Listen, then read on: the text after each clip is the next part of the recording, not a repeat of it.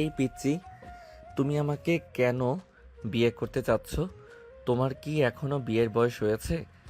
এই একদম আমাকে পিচ্ছি বলবা না। আর আমার বিয়ের বয়স হয়নি মানে? আমি এবার এসএসসি দিয়েছি। আর আমি এবার অনার্স ফাইনাল ইয়ারে পড়ি। তাহলে বলো, তুমি আমার কত ছোট? এমন একটু ছোট হতেই পারি, কিন্তু বিয়েটা তো তোমাকেই করব। এক মিনিট, তুমি আমাকে তুমি করে বলছো কেন? আমি তোমার অনেক বড়, আমাকে আপনি করে ডাকবে। হবু জামাইকে আপনি করে ডাকতে নেই। তাছাড়া বিয়ের পর থেকে তো তুমি করেই ডাকতে হবে। তাই আগে থেকেই প্র্যাকটিস করছি, যেন পরে কোনো সমস্যা না হয়। কিসের হবু বর আর কিসের বিয়ে? আমি তোমাকে বিয়ে করব না। না বাবু, আমি তো তোমাকেই বিয়ে করব। আর তোমাকেও আমাকেই বিয়ে করতে হবে। আসছে, ওকে নাকি বিয়ে করতে হবে? তোমাকে বিয়ে করাটা কি বাধ্যতামূলক নাকি? হ্যাঁ যান, কারণ আমার শাশুড়ি আমাকে অনেক পছন্দ করে। ধুর, কি শুরু করেছো এসব? একবার বাবু একবার যান, আমার এসব ফালতু কথা শোনার সময় নেই। আমি নিচে গেলাম। আরে আমার বাবুটা রাগ করছো কেন? অরণ্য তখন কিছু না বলেই তৃষার রুম থেকে বেরিয়ে যায়। তখন তৃষাও তার পিছে পিছে যায়। অরণ্য সিঁড়ি দিয়ে নামার সময় দেখে তারও তৃষার বাবা মা হাসাহাসি করছে আর মিষ্টি মুখ করছে। আসলে তৃষা ও অরণ্যের মায়েরা কলেজ লাইফের বান্ধবী, আর তৃষা অরণ্যকে পছন্দ করে, কিন্তু অরণ্য তাকে নিজের ছোট বোনের মতো দেখে। তৃষা তার বাবা মাকে জানায় যে সে অরণ্যকে বিয়ে করবে। তখন তারা অরণ্যের বাবা মায়ের সাথে ফোনে কথা বলে। তারপর দুই পরিবারই রাজি হয়। আর আজকে অরণ্যরা সবাই তৃষার বাড়িতে এসেছিল বিয়ের দিন তারিখ ঠিক করতে। তখন তারা দুজনকে একা কথা বলতে দেওয়ার জন্য অরণ্যকে তৃষার সাথে তৃষা রুমে পাঠায়। আর তারপর থেকে তো জানেনি। তাহলে চলুন এবার গল্পে ফিরি। অরণ্য আর তৃষা নিচে এসে তাদের বাবা মায়ের পাশে বসলো। মিষ্টিমুখ পর্ব তখন প্রায় শেষ। কি রে অরণ্য, আমাদের পিচ্চি মেয়েটাকে পছন্দ হলো তো? আন্টি, আসলে আমি তো ও মা, তুমি যে কি বলো না, অরণ্য তো আমাকে সেই কবে থেকেই পছন্দ করে। তৃষা অরণ্যের হাত ধরে কথাটি বলে। তৃষার কথা শুনে অরণ্য আকাশ থেকে পড়ল। তার বাবা মা এবং তৃষার বাবা মা একে অপরের দিকে তাকিয়ে মুচকি হাসলেন। দেখো বাবা অরণ্য, তুষা আমাদের খুব লক্ষ্মী মেয়ে, আর তোমাদের দুজনের মধ্যে বোঝাপড়াও তো বেশ ভালো মনে হচ্ছে। কিন্তু আঙ্কেল, আমার তো মনে হয় তৃষা এখন অনেক ছোট। বয়সটা কোনো ব্যাপার নয় বাবা, মনগুলো মিললেই হলো। আর তাছাড়া আমাদের তৃষ্যা তো আর ছোট নেই, এই তো সেদিন মাধ্যমিক দিল। শুনেছ তো, আমি আর পিচ্চিটি নেই। অরণ্য অসহায়ভাবে তার বাবা মায়ের দিকে তাকালো। তারা মাথা নেড়ে সায় দিলেন। অরণ্য বুঝতে পারছিল পরিস্থিতি তার নিয়ন্ত্রণের বাইরে চলে যাচ্ছে। এরপর বিয়ের দিনক্ষণ নিয়ে আলোচনা শুরু হলো। দুই পরিবার মিলে খুব শীঘ্রই একটা শুভ দিন ঠিক করলো। অরণ্য চুপ করে বসে রইল। তার ভিতরে ঝড় উঠলেও বাইরে সে শান্ত থাকার চেষ্টা করছিল। তৃষা তার পাশে বসে মাঝে মাঝে তার হাত ধরে উৎসাহ দিচ্ছিল। এক ফাঁকে তৃষার মা তৃষাকে ডেকে আলাদা করে বললেন, দেখো মা, অরণ্য হয়তো প্রথমে একটু আপত্তি করছে, কিন্তু আমার বিশ্বাস ও তোকে ঠিক ভালোবাসবে। তুই শুধু একটু ধৈর্য ধর। তুমি দেখো মা, আমি অরণ্যকে ঠিক আমার ভালোবাসায় বাঁধবো। আলোচনা শেষে যখন অরণ্যরা বাড়ি ফেরার জন্য উঠল, তৃষা দরজার বাইরে এসে অরণ্যের হাত ধরে মিনতি করে বলল, রাগ করে থেকো না প্লিজ। আমি জানি তুমিও আমাকে ভালোবাসো, শুধু মুখ ফুটে বলতে পারছো না। তৃষা, তুমি সত্যি একটা অদ্ভুত মেয়ে। এই প্রথম অরণ্য তৃষাকে তুমি করে বলল। তৃষা খুশিতে ঝলমল করে উঠল। গাড়িতে বসে অরণ্য ভাবছিল তার জীবনটা কোন দিকে মোড় নিচ্ছে।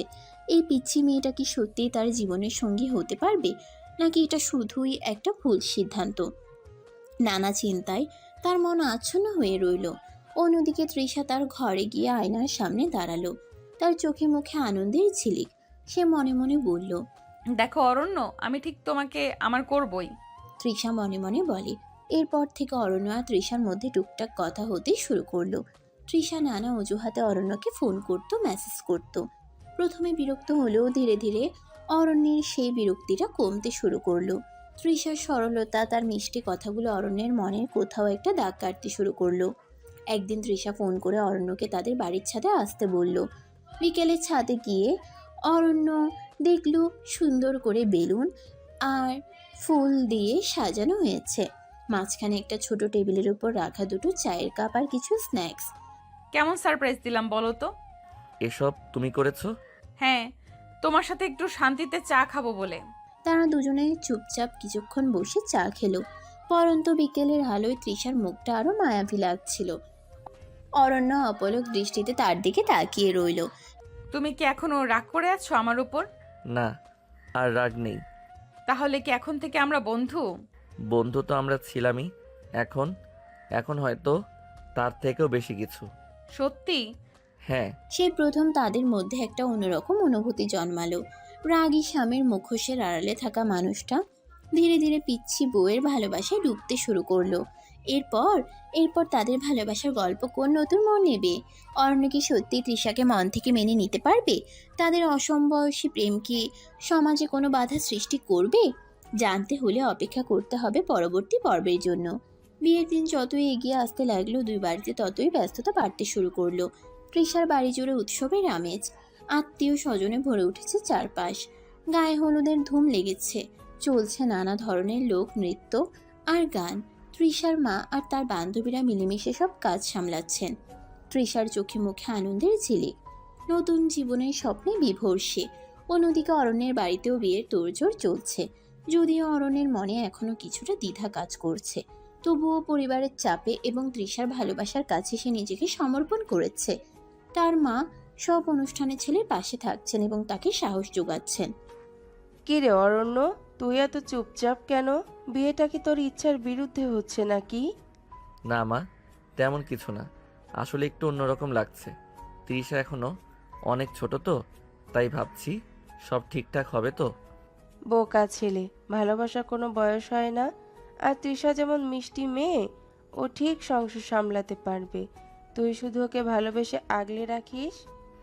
তুমি ঠিক বলছো মা। আসলে তৃষার সরলতা আর ভালোবাসার কাছে আমি হার মেনেছি। গায়ে হলুদের দিন তৃষাকে হলুদ রঙা সুন্দর শাড়িতে অপরূপ লাগছিল। তার হাসিতে চারপাশ আলোকিত হয়ে উঠেছিল। বান্ধবীরা তাকে ঘিরে গান গাইছিল আর হলুদ মাখাচ্ছিল। অরণ্য দূর থেকে সেই দৃশ্য দেখছিল আর তার ঠোঁটের কোণে হালকা মিষ্টি হাসি ফুটে উঠছিল। পরের দিন ছিল বিয়ের দিন। সকাল থেকেই ব্যস্ততা তুঙ্গে। তৃষাকে সুন্দর করে সাজানো হচ্ছিল। লাল বেনারসি, সোনার গয়না আর ফুলের মালায় তাকে এক স্বপ্নপুরী রাজকন্যার মতো লাগছিল। অর্ণ পাঞ্জাবি আর শেরওয়ানিতে সেজে প্রস্তুত। বিয়ে বাড়ির গেটে সানাইয়ের সুর বাজছিল। আত্মীয় স্বজন আর বন্ধুদের ভিড়ে উৎসব মুখর পরিবেশ। অর্ণ যখন বিয়ের মণ্ডপে এসে বসলো, তার চোখ বারবার তৃষাকে খুঁজছিল। কিছুক্ষণ পর তৃষাকে যখন মঞ্চে আনা হলো, অরণ্য পলক ফেলতে পারছিল না। লজ্জায় রাঙা মুখ, অপলক চোখের চাহনি। তৃষা যেন সত্যিই কোনো স্বর্গীয় অপ্সরা। তাদের চার চোখের মিলন হলো, আর সেই মুহূর্তে দুজনের মনে এক নতুন অনুভূতির সৃষ্টি হলো। বিয়ের সমস্ত আচার অনুষ্ঠান ধীরে ধীরে সম্পন্ন হলো। অগ্নি সাক্ষী রেখে সাত পাখে বাঁধা পড়ল দুটি মন। অরণ্য আলতো করে তৃষার হাতে হাত রাখলো। সেই স্পর্শে এক নতুন সম্পর্কের সূচনা হলো। বিয়ের পর তৃষা যখন প্রথম শ্বশুর বাড়িতে এলো, কিছুটা নার্ভাস ছিল, কিন্তু অরণ্যের মা তাকে খুব সহজেই আপন করে নিলেন। বাড়ির অন্যান্য সদস্যরাও তাকে ভালোবাসে ভরিয়ে দিল।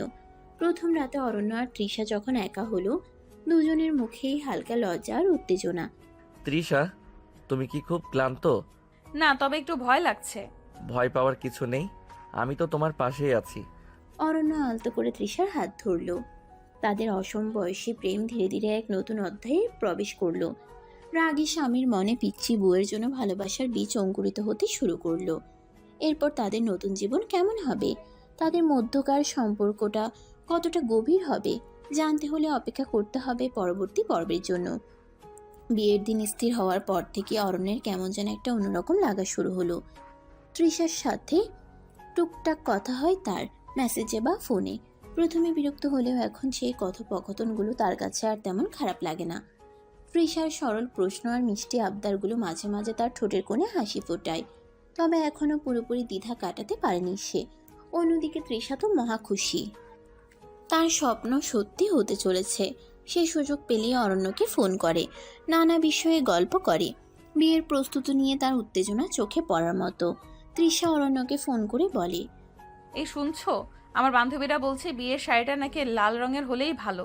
তোমার কি কোনো পছন্দের রং আছে? আমার তেমন কোনো পছন্দ নেই, তোমার যেটা ভালো লাগে সেটাই পরো। সত্যি? তুমি একদম সিরিয়াস? আমার তো মনে হয় ছেলেদেরও পছন্দের রং থাকে। হয়তো থাকে, তবে আমার কাছে তোমার পছন্দটাই আসল। তৃষার গলার স্বর শুনে মনে হলো যেন আকাশ থেকে চাঁদ হাতে পেয়েছে সে। ও অরণ্য, তুমি এত ভালো কেন বলো তো? আচ্ছা, বিয়ের পর আমরা কোথায় হানিমুনে যাব? তোমার কি কোনো পছন্দের জায়গা আছে? হানিমুন? সেটা তো এখনো অনেক দেরি, আগে বিয়েটা তো হোক। আরে বাবা, আগে থেকে প্ল্যান করে রাখলে তো সুবিধা। তুমি একটু ভেবে দেখো না। আমার কিন্তু পাহাড় খুব ভালো লাগে। ঠিক আছে, আমি ভাববো। এখন রাখি, আমার একটু কাজ আছে। আচ্ছা ঠিক আছে, সাবধানে থেকো। আর হ্যাঁ, আমাকে ফোন করতে ভুলো না যেন। ফোন কাটার পর অরণ্য কিছুক্ষণ চুপ করে বসে রইল।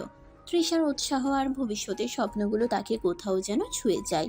তবে বয়সের পার্থক্য আর তাদের সম্পর্কের অপ্রত্যাশিত মোড় নিয়ে তার মনে এখনো কিছু প্রশ্ন ঘোরাফেরা করে। কয়েকদিন পর তৃষা আবার ফোন করলো। শুনছো, আমাদের বাড়ির ছাদে কাল বিকেলে আসবে একটু? ছাদে? কেন? আরে বাবা, সব কিছু কি ফোনেই বলতে হবে? তুমি এসো তো, একটা সারপ্রাইজ আছে তোমার জন্য। অরণ্য প্রথমে কিছুটা দ্বিধা করলেও পরে রাজি হলো। বিকেলে যখন সে তৃষাদের ছাদে গেল, তখন দেখলো সুন্দর করে বেলুন আর ফুল দিয়ে সাজানো হয়েছে। মাঝখানে একটা ছোট টেবিলের উপর রাখা দুটো চায়ের কাপ আর কিছু স্ন্যাক্স। কেমন সারপ্রাইজ দিলাম বলো তো? এসব তুমি করেছো? হ্যাঁ, তোমার সাথে একটু শান্তিতে চা খাবো বলে। আর কিছু কথা ছিল। তারা দুজনে চুপচাপ কিছুক্ষণ বসে চা খেলো। পরন্ত বিকেলের আলোয় তৃষার মুখটা আরো মায়াবী লাগছিল। অরণ্য, আর তো এক সপ্তাহ নেই আমাদের বিয়ের। তোমার কি এখনো কোনো দ্বিধা আছে? একটু তো থাকেই, তুমি এখন অনেক ছোট। বয়সটা কি সত্যিই এত জরুরি? আমার তো মনে হয় ভালোবাসাটাই আসল, আর আমি তোমাকে সত্যিই ভালোবাসি।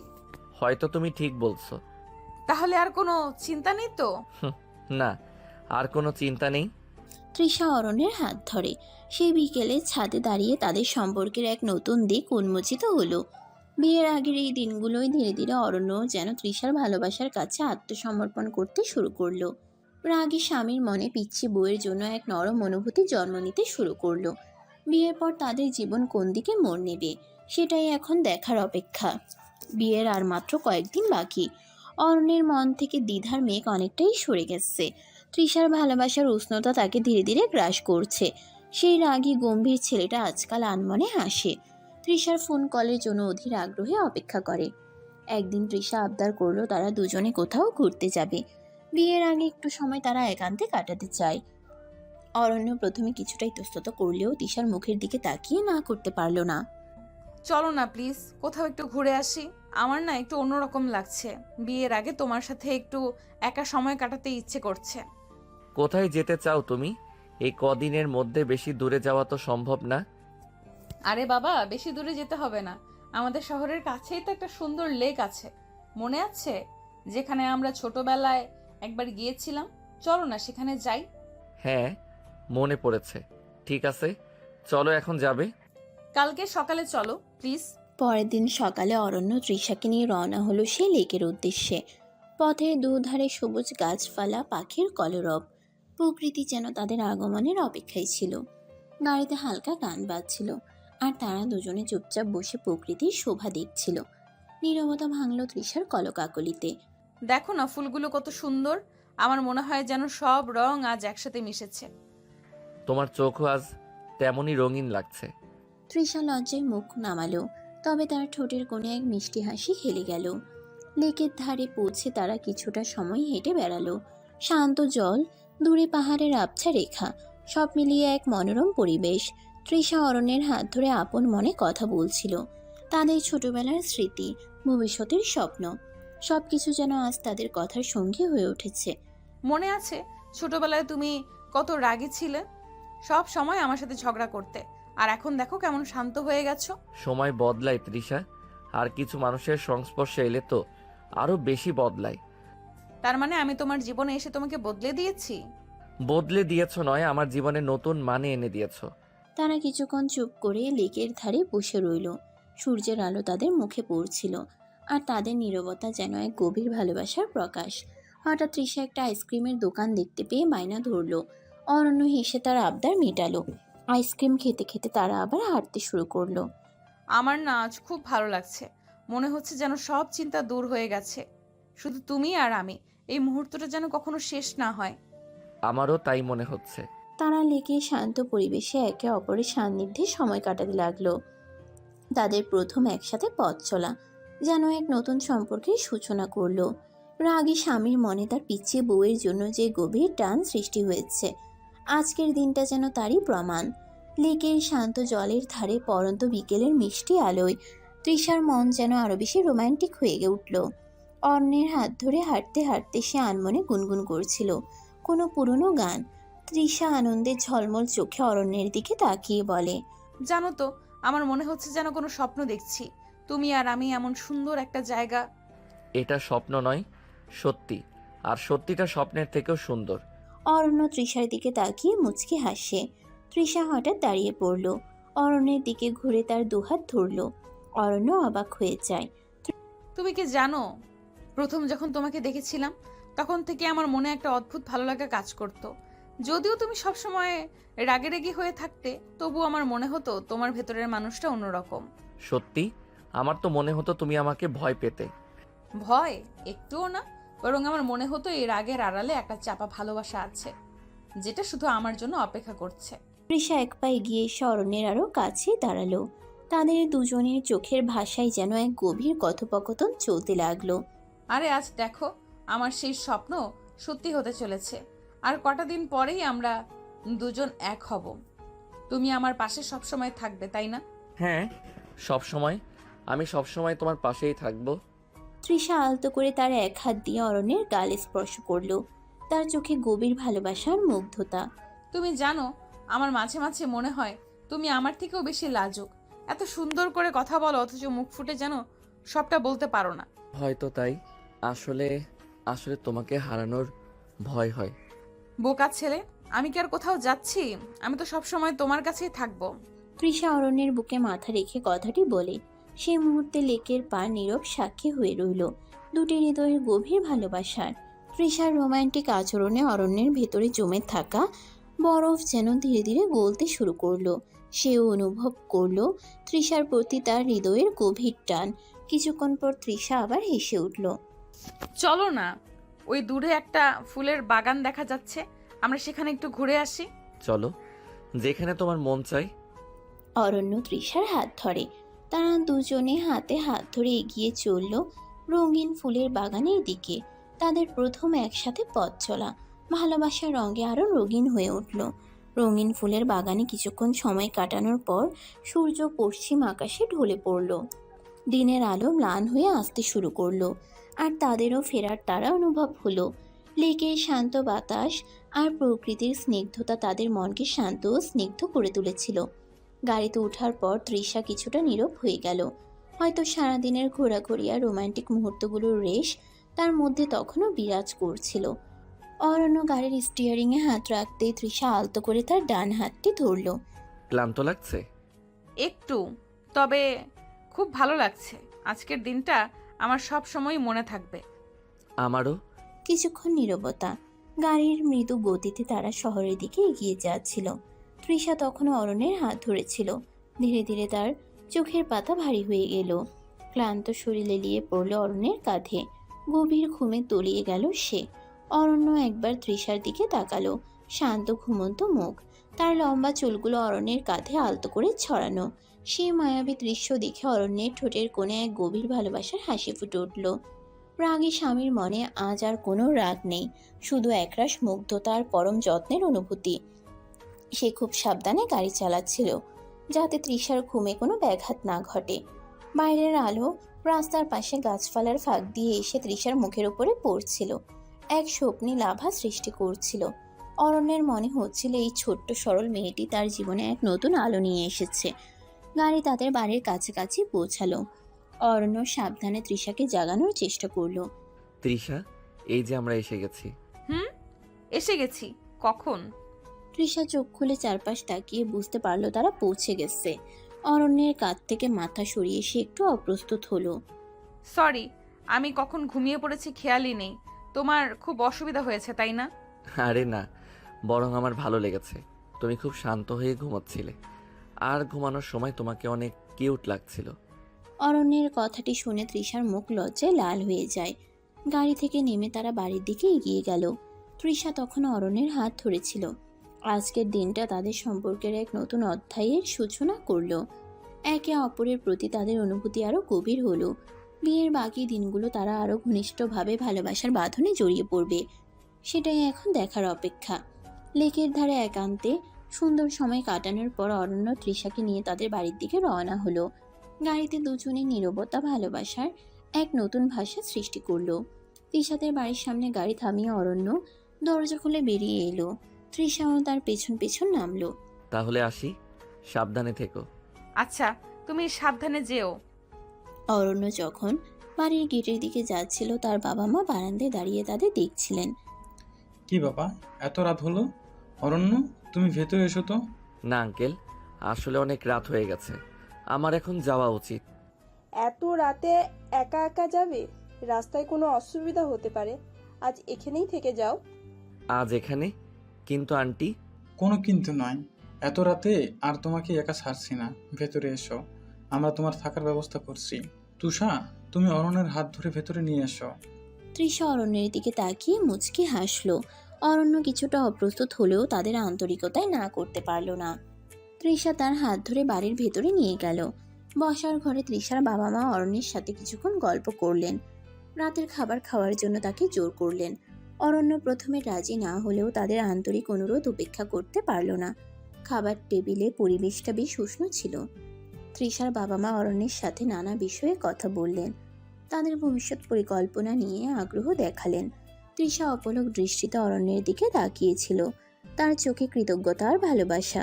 অরণ্য বাবা, তুমি তো এখন আমাদের পরিবারেরই একজন, কোনো সংকোচ করবে না। জি আঙ্কেল, আপনাদের এখানে এসে খুব ভালো লাগছে। তাহলে আর দেরি কেন, চলো সবাই একসাথেই রাতের খাবার খায়। এরপর তারা সবাই একসাথে খাবার টেবিলে বসলো। হাসি, গল্প আর আন্তরিক আলাপে রাতের খাবার পর্ব শেষ হলো। অরণ্য অনুভব করলো তৃষার পরিবারের এই উষ্ণ আতিথেয়তা তার মনের গভীরে দ্বিধা দূর করে দিয়েছে। রাগী স্বামীর মনে তার পিচ্চি বউয়ের জন্য এক নতুন শ্রদ্ধার জন্ম হলো।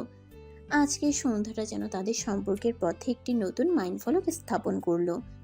রাতের খাবার শেষে তৃষার বাবা অরণ্যের থাকার জন্য গেস্ট রুমটি দেখিয়ে দিলেন। ক্লান্ত অরণ্য ধন্যবাদ জানিয়ে সেদিকে এগিয়ে গেল।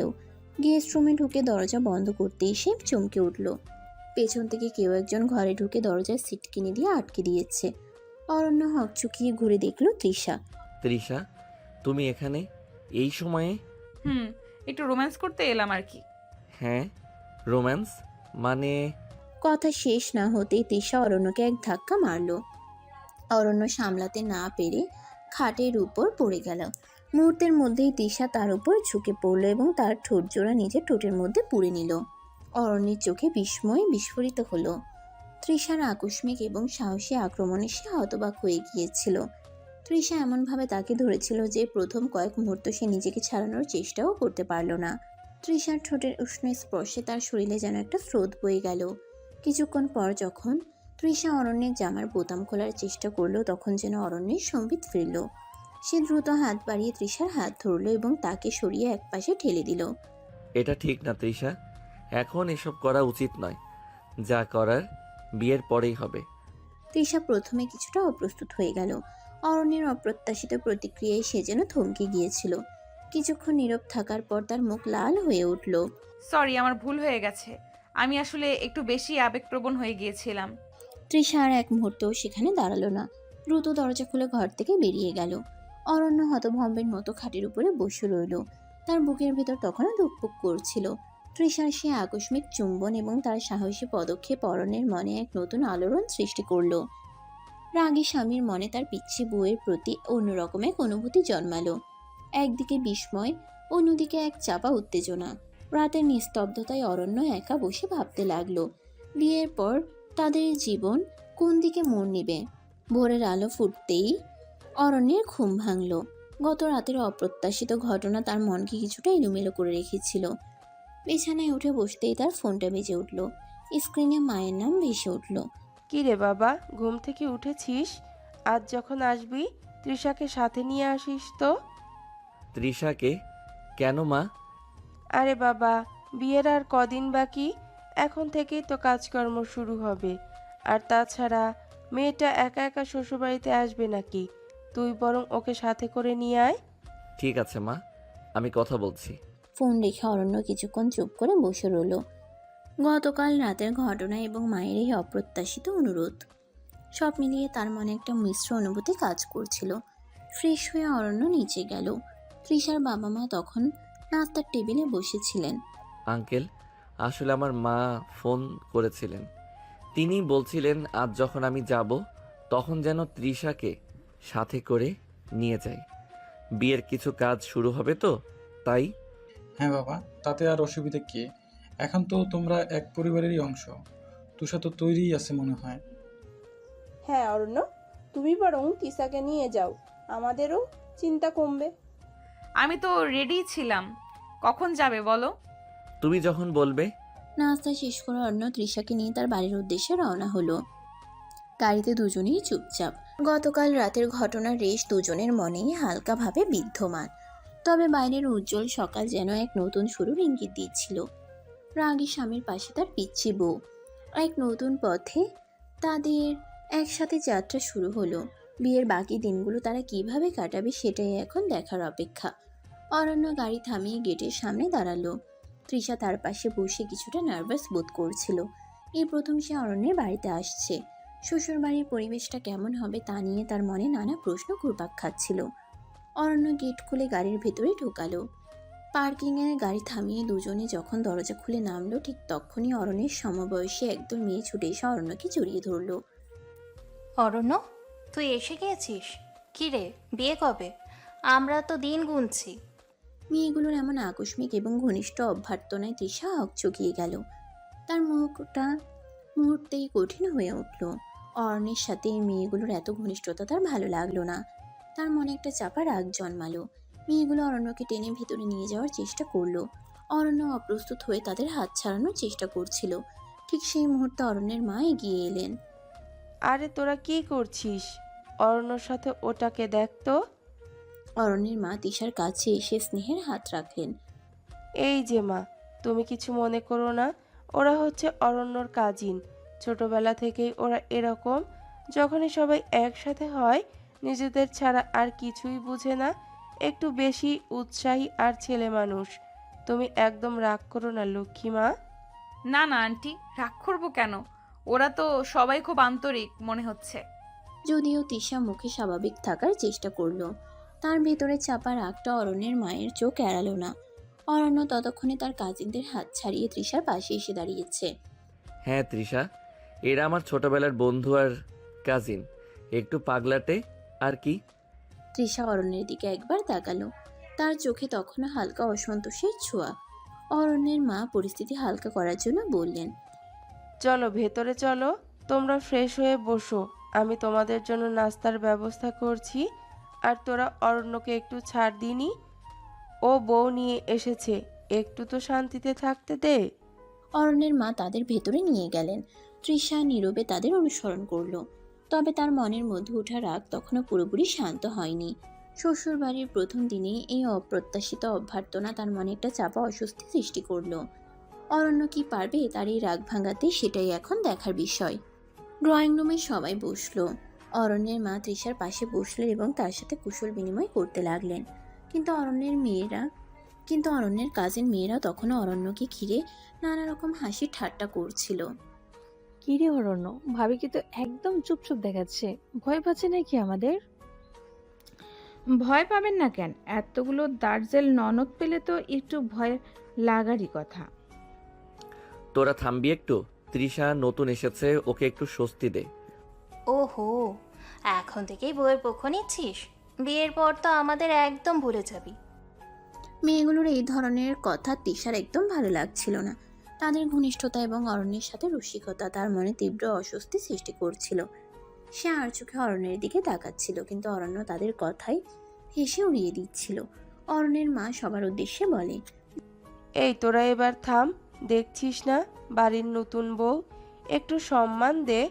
তৃষা মা, তুমি কিছু মনে করো না ওদের কথায়, ওরা আসলে একটু এমন। না আন্টি, কিছু মনে করিনি, ওরা তো খুব মিশুকে। যদিও তৃষা মুখে স্বাভাবিক থাকার চেষ্টা করছিল, তার ভেতরের চাপা রাগ ক্রমশ বাড়ছিল। এই মেয়েগুলো যেন তাদের ব্যক্তিগত পরিসরে অনধিকার প্রবেশ করছে। অরণ্যের তাদের সাথে এত সহজভাবে মেশাটাও তার ভালো লাগছিল না। আসলে আমাদের পরিস্থিতিটা একটু অন্যরকম। তোরা বাদ দে তো এসব। কি রে, তোদের খবর কি? ভার্সিটিতে কি হচ্ছে আজকাল? অরণ্য চেষ্টা করছিল আলোচনার মোড় অন্যদিকে ঘোরানোর, কিন্তু তিশার অস্বস্তি কমছিল না। তার মনে হচ্ছিল এই মেয়েগুলো যেন তাদের সম্পর্কের রসায়নটা নষ্ট করে দিচ্ছে। শ্বশুরবাড়ির প্রথম দিনটা তার যেমন সুন্দর হওয়ার কথা ছিল তেমনটা হচ্ছে না। অরণ্যের মা পরিস্থিতি কিছুটা আঁচ করতে পেরে মেয়েদের অন্য ঘরে যেতে বললেন। তোরা যা তো, ভেতরে গিয়ে গল্প কর গিয়ে। অরণ্য আর তৃষাকে একটু একা থাকতে দে। ওরা এতক্ষণ জার্নি করে এসেছে, একটু বিশ্রাম নিক। অরণ্যের মায়ের কথায় মেয়েরা অনিচ্ছা সত্ত্বেও উঠল এবং অন্য ঘরে চলে গেল। তৃষা একটা স্বস্তির নিঃশ্বাস ফেলল। অরণ্য তার দিকে তাকিয়ে হালকা হেসে বলল, ওরা একটু হেমনই, ছোটবেলা থেকে একসাথে বড় হয়েছি তো, তাই কিছু মনে করো না। কিছু মনে করার কি আছে, তোমরা সবাই তো খুব ভালো বন্ধু। তৃষার কণ্ঠের শীতলতা অরণ্যের নজর এড়ালো না। সে বুঝতে পারল তার কাজিনদের আচরণ তৃষার মনে খারাপ লাগার সৃষ্টি করেছে। এখন তাকে এই পরিস্থিতি সামাল দিতে হবে। অরণ্যের কাজিন মেয়েরা অন্য ঘরে গেলেও তাদের হাসির আওয়াজ ভেসে আসছিল। মাঝে মাঝে তাদের কেউ কেউ দরজার কাছে উকি মারছিল আর অরণ্যের সাথে দু একটা দুষ্টু কথা বলছিল। তৃষার চোয়াল শক্ত হয়ে আসছিল, তার রাগ ক্রমশ বাড়ছিল। অরণ্যের মা তৃষার পাশে এসে বসলেন এবং তার হাত ধরে স্নেহের পরশ বুলিয়ে বললেন, মা, আমি লক্ষ্য করেছি অরণ্যকে ওই মেয়েগুলোর সাথে দেখে তুমি একটু রাগ করছো। তোমার রাগ করাটা খুবই স্বাভাবিক। নতুন পরিবেশে এসে এমন ঘনিষ্ঠতা দেখলে খারাপ লাগাটা স্বাভাবিক। না না আন্টি, তেমন কিছু না। বোকা মেয়ে, আমার চোখ এড়ায় না কিছু। তবে তোমাকে একটা কথা বলি, শুনে একটু শান্ত হবে হয়তো। তুমি যতগুলো মেয়েকে অরণ্যর আশেপাশে এতক্ষণ দেখলে, ওরা সবাই বিবাহিত। তৃষা কথাটা শুনে হকচকিয়ে গেল, তার চোখ বড় বড় হয়ে উঠল। বিবাহিত? বিবাহিত হলে ওরা এমন করছে কেন? আর ওনাদের হাজবেন্ডরা কিছু বলছে না কেন? ওই যে বললাম, এরা সবাই ছোটবেলা থেকেই এমন। একসাথে হলেই আর অন্য কিছু মনে থাকে না। নিজেদের মধ্যে খুনসুটি, হাসি ঠাট্টা লেগেই থাকে। ওদের মধ্যে কোনো খারাপ উদ্দেশ্য নেই মা, বিশ্বাস করো। তৃষা কিছুক্ষণ চুপ করে রইল। অরণ্যের মায়ের কথাগুলো যেন তার মনের মেয়ে কিছুটা সরিয়ে দিল। বিবাহিত জানার পর তার রাগ কিছুটা কমলো। মেয়েগুলোর আচরণ হয়তো সত্যিই ছেলে মানুষ আর নিছক মজা করার উদ্দেশ্যই ছিল। ও আচ্ছা, আমি আসলে একটু অন্যরকম ভেবেছিলাম। আমি বুঝতে পারছি মা, নতুন জায়গায় একটু ভুল বোঝাবুঝি হতেই পারে। তবে তুমি ভেবো না কিছু। অরণ্যর মনটা খুব ভালো, আর ওই মেয়েরা তো ওর ছোটবেলার বন্ধু। ওদের মনে কোনো খারাপ কিছু নেই। তৃষা একটু শান্ত হলো, তার মুখের কঠিন ভাবটা কিছুটা নরম হলো। অরণ্যের মায়ের আন্তরিক কথাগুলো তার মনে স্বস্তি এনে দিল। তবে অরণ্যের উচিত ছিল বিষয়টি তাকে আগে জানানো। এমন একটা ভাবনা তার মনে উকি দিচ্ছিল। অরণ্যের মা তৃষাকে সাথে নিয়ে যখন খাবার টেবিলে এলেন, ততক্ষণে বাড়ির অন্যান্য সদস্যরাও এসে জুটেছে। অরণ্যের বাবা হাসি মুখে তৃষাকে স্বাগত জানালেন, কিন্তু খাবার টেবিলের পরিবেশেও অরণ্যের কাজিন মেয়েদের দুষ্টুমি কমল না। কি রে অরণ্য, বউয়ের পাশে একদম সেটে বসে আছিস যে? একটু আমাদের দিকেও তাকা। তোরা খা তো আগে, পরে কথা বলিস। আর তৃষা আমার পাশে বসলে তোদের কি অসুবিধা? অসুবিধে নেই মানে? আমাদের হবু দুলাভাইকে একটু আদর আপ্যায়ন করতে ইচ্ছে করে না বুঝি? ভাবি, একটু খেয়াল রাখবেন তো আমাদের ভাইয়ের দিকে। নিশ্চয়ই রাখবো, তবে ওনার খেয়াল নেওয়ার জন্য তো ওনার মা বোনেরাই যথেষ্ট। তৃষার এই হালকা শ্লেষ মেশানো উত্তরে মেয়েরা কিছুটা থতমত খেল। অরণ্য মুচকি হাসল। পরিস্থিতি কিছুটা হালকা করার জন্য অরণ্যের বাবা কথা বললেন, তোরা থাম দেখি, নতুন বউয়ের সাথে কি রকম ঠাট্টা করছিস? তৃষা মা, তুমি কিছু মনে করো না ওদের কথায়। ওরা আসলে একটু বেশি ডান পিটে। হ্যাঁ মা, তুমি একদম গায়ে মেখো না। ওরা আসলে মন থেকে কিছু বলে না। খাবার পরিবেশন শুরু হলো। নানা ধরনের মুখরোচক খাবার দেখে তৃষার মন কিছুটা ভালো হলো, কিন্তু মেয়েরা সুযোগ পেলেই অরণ্যের সাথে ইয়ার্কি ফাজলামি করছিল। কখনো তার হাত ধরে টানাটানি করছিল, কখনো তার কানে ফিসফিস করে কিছু বলছিল। তৃষা চেষ্টা করছিল স্বাভাবিক থাকার, কিন্তু ভেতরে ভেতরে তার অস্বস্তি বাড়ছিল। অরণ্য, মনে আছে সেইবার তোকে আর আমাকে পুকুরে ধাক্কা মেরে ফেলে দিয়েছিল? ভাবি, আপনার বর কিন্তু ছোটবেলায় খুব দুষ্টু ছিল। ও তাই বুঝি? আরে ওসব ছোটবেলার কথা ছাড় তো। খাবার টেবিলে হাসি রোল উঠলেও তিশার মনে কোথাও একটা খটকা লাগছিল। বিবাহিত হওয়া সত্ত্বেও মেয়েগুলোর অরণ্যের সাথে এত মাখো মাখো সম্পর্কটা তার কাছে স্বাভাবিক মনে হচ্ছিল না। যদিও অরণ্যের মা তাকে শান্ত করার চেষ্টা করেছিলেন, তৃষার মনে সন্দেহের বীজ যেন কোথাও একটা রয়েই গেল। এই পরিবেশে তার প্রথম দিনের অভিজ্ঞতা মোটেই আশা অনুরূপ হলো না। খাবার টেবিলে হাসি ঠাট্টার মধ্যেই হঠাৎ একটি অপ্রত্যাশিত ঘটনা ঘটল, যা মুহূর্তের জন্য সবকিছু স্তব্ধ করে দিল।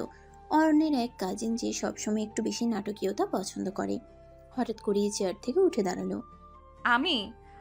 আমি তো এখনো নতুন, কিছুই আনিনি। ঠিক সেই মুহূর্তে অরণ্যের আরেক কাজিন, যে সবসময় একটু বেশি খেতে ভালোবাসে, তাড়াহুড়ো করে ফ্রিজের দিকে ছুটল। আরে এখানে তো দেখছি দারুণ ব্যাপার। মেয়েটি ফ্রিজ খুলে এক বাটি বরফ দেওয়া মিষ্টি দই বের করলো। এই যে এসে গেছে আমাদের মিষ্টি মুখ। ভাবি, আনেনি তো কি হয়েছে, ফ্রিজ তো আর খালি নেই। সবাই হেসে উঠল, কিন্তু হাস্যকর ঘটনাটা এখানেই শেষ হলো না। দইয়ের বাটি হাতে উল্লাসে ফেটে পড়া মেয়েটি যখন টেবিলের দিকে ফিরছিল, তার পা কার্পেটে আটকে গেল। মুহূর্তের মধ্যেই মেয়েটি হুমড়ি খেয়ে পড়ল, আর তার হাতে বরফ দেওয়া মিষ্টি দই গিয়ে পড়ল সরাসরি অরণ্যের মুখের উপর। অরণ্য হতভম্বের মতো বসে রইল, তার সারা মুখ সাদা দইয়ে মাখামাখি। তৃষা প্রথমে অবাক হয়ে তাকিয়ে রইল, তারপর আর হাসি থামাতে পারল না। অট্ট হাসিতে ফেটে পড়ল সে। অরণ্যের বাকি কাজিনরাও হাসতে হাসতে লুটোপুটি খাচ্ছিল। দইয়ের বাটি ফেলে দেওয়া মেয়েটি কাচুমাচু হয়ে অরণ্যের দিকে তাকিয়ে বলল, সরি রে ভাই, আসলে পাটা স্লিপ করে গেল। আর বলিস না, আমার তো মনে হচ্ছে এটাই ছিল আজকের স্পেশাল মিষ্টিমুখ। সেই অপ্রত্যাশিত দইয়ের আক্রমণ খাবার টেবিলের চাপা অস্বস্তি দূর করে এক নির্মল হাসির বন্যা বয়ে দিল। তৃষার রাগও যেন সেই হাসির তোড়ে ভেসে গেল। শ্বশুরবাড়ির প্রথম দিনে এমন হাস্যকর অভিজ্ঞতা হয়তো সে কোনোদিন ভুলতে পারবে না। এমনকি রাগে অরণ্য সেই হাসির জোয়ারে গা ভাসিয়ে দিল। সন্ধ্যার পরে বাড়ির পরিবেশ আরও হালকা হয়ে এলো। দিনের বেলার চাপা অস্বস্তি আর ভুল বোঝাবুঝির মেঘ যেন অনেকটাই কেটে গেছে সেই অপ্রত্যাশিত দইয়ের ঘটনার পর। সবাই ড্রয়িং রুমে একসাথে বসে গল্প করছিল, হাসাহাসি করছিল, কিন্তু অরণ্যের কাজিনদের দুষ্টুমি তখনও পুরোপুরি থামেনি। কি রে অরণ্য, ভাবিকে একটা গান শোনা তো, তোমার গলা তো দারুণ। ধুর, আমি আবার কবে ভালো গাইলাম? তোরাই বরং শোনা। ও যা গায় সেটাই শুনবো। অরণ্য প্রথমে কিছুটা ইতস্তত করলেও কাজিনদের জোড়াজোড়িতে শেষ পর্যন্ত একটা পুরনো রোমান্টিক গান গিয়ে শোনালো। তার ভাঙা ভাঙা গলায়ও গানটা বেশ মিষ্টি লাগছিল। তৃষা মুগ্ধ হয়ে তার দিকে তাকিয়ে রইল। গান শেষ হওয়ার পর মেয়েরা আবার শুরু করলো তাদের দুষ্টুমি। ভাবি, এবার আপনি একটা গান শোনান। আমাদের দুলাভাইয়ের তো গানের গলা শুনলেন, এবার আপনার পালা। আমি একদম ভালো গাই না, তোমরা বরং আরো গান করো। খেলা শুরু হলো। একে একে সবাই নিজেদের জীবনের মজার বা অদ্ভুত ঘটনা বলতে শুরু করলো, আর বাকিরা অনুমান করার চেষ্টা করলো সেটা সত্যি নাকি মিথ্যা। যখন অরণ্যের পালা এলো, তার এক কাজিন এমন একটা প্রশ্ন করলো যাতে তৃষা কিছুটা অপ্রস্তুত হয়ে গেল। অরণ্য, সত্যি করে বলতো, ছোটবেলায় তোর আর কোনো মেয়ের সাথে মানে বিশেষ কোনো বন্ধুত্ব ছিল? অরণ্য প্রথমে একটু থতমত খেলো, কিন্তু সামলে নিয়ে হেসে বলল, আরে ধুর, ছোটবেলার বন্ধুদের কি আর ওই চোখে দেখা যায় নাকি? সবাই তো ছিল খেলার সাথী।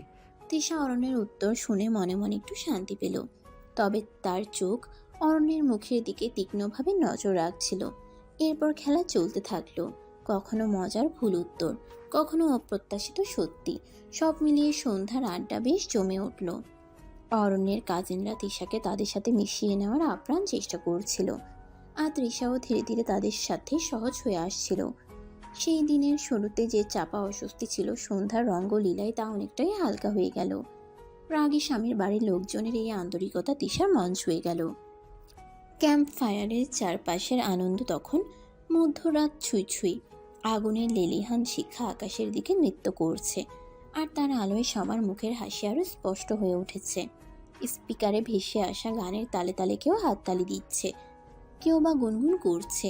অরণ্যের মহিলা কাজিনদের উৎসাহের রাতের নীরবতা ভেঙে এক উৎসব মুখর পরিবেশ তৈরি হয়েছে। অরণ্য যে দিনের বেলা কিছুটা আর রাশভারী থাকে, এই রাতে যেন অন্য মানুষ। তার মহিলা কাজিনদের সাথে সেও হাসছে, ঠাট্টা করছে, এমনকি তাদের সাথে গলা মিলিয়ে গানও গাইছে। তৃষা অবাক হয়ে দেখছে তার এই অনুরূপ। রাগী স্বামীর ভেতরের সহজ মিশুক মানুষটাকে আবিষ্কার করে তার ভালো লাগছে। ভাবি, দেখলেন তো আপনার বর কিন্তু ভেতরে ভেতরে একদম অন্যরকম। আমাদের সাথে মিশলে ওর রাগ কোথায় পালায় কে জানে। হ্যাঁ, আমি দেখছি, ভালোই লাগছে। তৃষা অরণ্যের দিকে তাকিয়ে কথাটি বলে, তখনই অরণ্যের বন্ধু শুভ গিটার বাজাতে বাজাতে বলে। অরণ্য আর আপত্তি করতে পারল না। সে আলতো করে তৃষার হাত ধরল। আগুনের আবছা আলোয় তারা দুজনে খুব ধীরে ধীরে নাচতে শুরু করলো।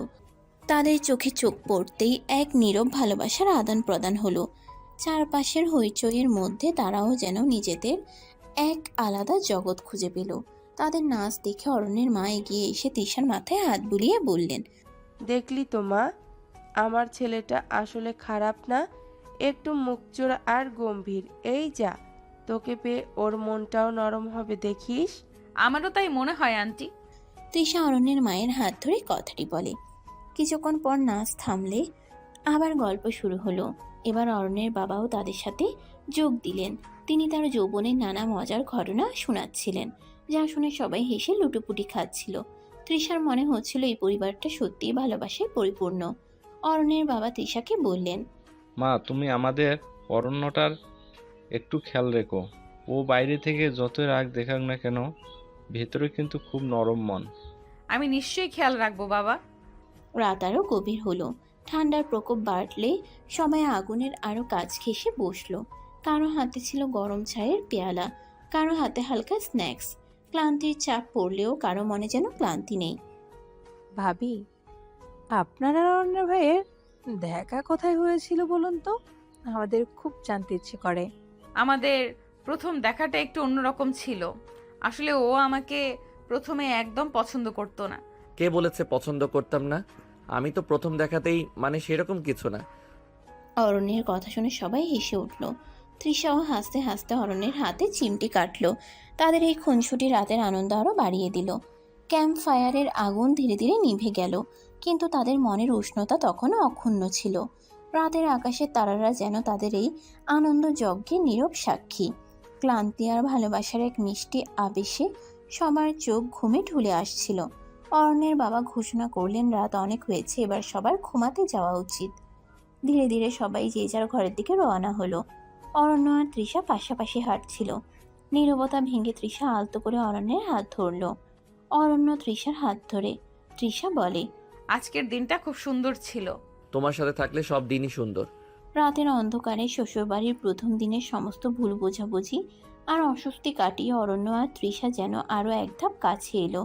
তাদের অসম বয়সী প্রেমের পথে এই রাতটি এক নতুন আলোর দিশা দেখালো। রাতের উৎসব শেষে যখন সবাই যে যার ঘরে ঘুমোতে যাচ্ছিল, তৃষা ধীর পায়ে গেস্ট রুমের দিকে এগোচ্ছিল। তার মনে সারাদিনের আনন্দ আর ক্লান্তির মিশ্র অনুভূতি। দরজার কাছে পৌঁছাতেই পেছন থেকে কেউ তার হাত ধরলো। ঘুরে তাকিয়ে তৃষা দেখলো অরণ্য দাঁড়িয়ে আছে, তার চোখে এক রহস্যময়ী হাসি। শুভরাত্রি বলার একটা অন্যরকম নিয়ম আছে জানো তো? কথা শেষ না করেই অরণ্য তৃষাকে কাছে টেনে নিল, আলতো করে জড়িয়ে ধরল। তৃষার হৃদস্পন্দন দ্রুত হয়ে এলো। তার মনে হলো এতক্ষণে চাপা উত্তেজনা যেন এবার মুক্তি পেতে চাইছে। অরণ্য ধীরে ধীরে তার মুখের দিকে ঠোঁট এগিয়ে আনলো। তৃষা চোখ বন্ধ করে অপেক্ষা করলো সেই স্পর্শের জন্য। ঠিক সেই মুহূর্তে অরণ্যের অন্য হাত এগিয়ে এলো আর তৃষার মুখে মিষ্টি পুড়ে দিল। তৃষার ভ্রু কুঁচকে গেল। তার সমস্ত রোমান্টিক মুহূর্ত যেন এক নিমিষেই কর্পূর হয়ে উড়ে গেল। সে ভেবেছিল অরণ্য তাকে চুম্বন করবে আর তার বদলে পেল মিষ্টি। এটা কি আমার সাথে ইয়ার্কি মারছো? আরে বাবা, শুভরাত্রি তো মিষ্টি মুখ করিয়ে বলা উচিত, তাই না?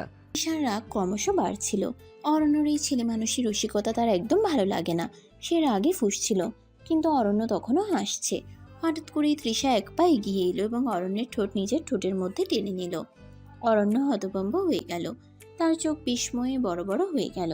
সে যেন এমন আকস্মিক আক্রমণের জন্য একেবারেই প্রস্তুত ছিল না। কিছুক্ষণ পর তৃষা অরণ্যকে ছেড়ে দিয়ে খিলখিল করে হাসতে লাগলো। অরণ্য তখন স্তম্ভিত হয়ে দাঁড়িয়ে। তার মুখের হাসি উধাও। কেমন লাগলো আমার মিষ্টি মুখ? এবার যাও, গিয়ে ঘুমাও। শুভরাত্রি। তৃষা আর দাঁড়ালো না, দরজা খুলে গেস্ট রুমে ঢুকে গেল। অরণ্য তখনও মুখ গোমরা করে দাঁড়িয়ে রইল। তার রাতের ঘুম যে আজ কতটা শান্তির হবে তা বলা মুশকিল। পিচ্ছি বউয়ের এই অপ্রত্যাশিত পাল্টা আক্রমণে রাগী স্বামীর মুখ শুকিয়ে গিয়েছিল। পরের দিন সকালে অরণ্যের ঘুম ভাঙতে একটু দেরি হলো। গত রাতের মিষ্টি বিভ্রাট আর তৃষার অপ্রত্যাশিত চুম্বন তার মনের মধ্যে এক অদ্ভুত আলোড়ন সৃষ্টি করে দিয়েছিল। বিছানা ছেড়ে উঠে সে তৃষাকে খুঁজতে বের হলো। সারা বাড়িতে ঘুরেও যখন তার দেখা পেল না, তখন তার মনে একটা চাপা অস্থিরতা অনুভব হলো। অবশেষে সে তার মায়ের কাছে গিয়ে জিজ্ঞেস করলো, মা, তৃষা কোথায়? ওকে তো কোথাও দেখতে পাচ্ছি না। ও তো সকালেই চলে গেছে বাবা। চলে গেছে কোথায়? কাউকে কিছু বলে যায়নি? হ্যাঁ রে, ওর বাবা ফোন করেছিলেন, কিছু দরকার ছিল, তাই সকালেই বেরিয়ে গেল। যাওয়ার সময় আমাকে বলে গিয়েছিল তুই ঘুমোচ্ছিলি, তাই তোকে ডাকিনি। অরণ্যের মনটা খারাপ হয়ে গেল। কাল রাতে এত কাছে থেকেও আজ সকালে সে একা। একটা শূন্যতা অনুভব করলো সে। ঠিক তখনই ঘরে ঢোকার মুখে তার কাজিনদের হাসি শোনা গেল। কী রে অরণ্য, ভাবি কোথায়? সকাল সকাল ভেগে পড়লো নাকি? একা গেল কেন? তোমার সাথে নিয়ে যেতে পারলো না নাকি রাতে থাপ্পড়ের ভয়ে তুই আর মুখ দেখাতে পারছিস না? মেয়েদের দুষ্ট কথায় অরণ্যের মুখটা আরো কালো হয়ে গেল। গত রাতের ঘটনা তাদের কাছেও পৌঁছে গেছে বুঝতে পারলো সে। তোরা থামবি? যা এখান থেকে। ওহো, বউ চলে যেতে না যেতেই আবারও সেই পুরনো রাগী মেজাজ।